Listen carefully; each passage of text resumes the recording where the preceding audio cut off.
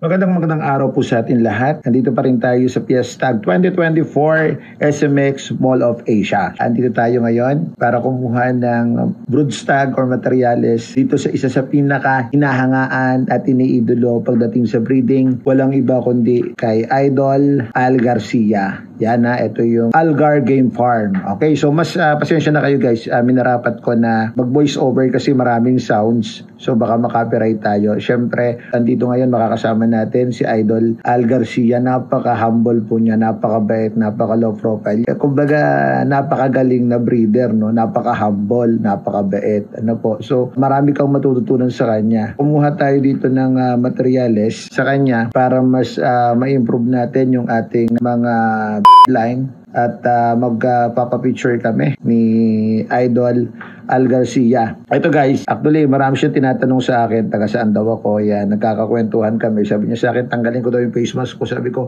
hindi ko pwedeng tanggalin yung face mask ko, kaya nga mysterious guy eh. So makikilala ako. Hindi na ako si mysterious guy. So naunawaan naman ni Idol Al Garcia yan. Okay, yan ha. Ito yung isa sa mga broodstag na kinuha ko sa kanya. Ito, ang dito guys ay Boston. Pure Boston po ito. Yan ha. So yan. As you can see, sabi niya 8 months pa lang daw to. At isa to sa mga ano niya, mga kilalang niya. So actually marami siya diyan, marami siya, may mga 5K siya, no, mga sweater, marami siya. Kaya lang talagang magaganda yung manok niya, kaya lang talagang mahilig po ako sa Boston. Yan, bas pagka ano talagang Boston ang isa sa mga ano ko, mga ay na gusto ko at pinaparami ko. Ayan guys ha.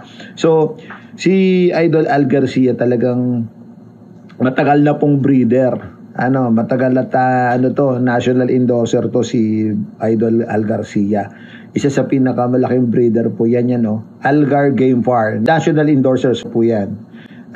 Ayan. So as you can see, marami talaga siyang ano dito, marami talaga siyang mga materials dito, yung mga pullets, yan, broodstag. So ayan, medyo nahuli nga ako. Pero ito, pinareserve ko na talaga to sa kanya. Sabi ko, ipag-reserve niya ako ng broodstag na Boston kasi yan yung kailangan ko. Actually, marami naman akong mga Boston, kaya lang mas gusto kong pagandahin. Balita ko kasi maganda yung mga Boston ni Idol Al Garcia. Kaya minarapat ko na pumunta sa kanya para kumuha ng materyales sa kanya. So yun guys, gusto nating ma-interview si Idol Al Garcia sa kanyang farm. Ano, at pumayag naman siya. So one time pupuntahan natin siya at bibisitahin natin siya para magkaroon kami ng kwentuhan at kulitan. Syempre, guys, sa mga patuloy na sumusubaybay, kung bago ko pa lang po sa aking channel, huwag niyo pong kalimutan mag-like and share sa aking pong FB page, and don't forget to subscribe my YouTube channel. God bless po, lagi tayo.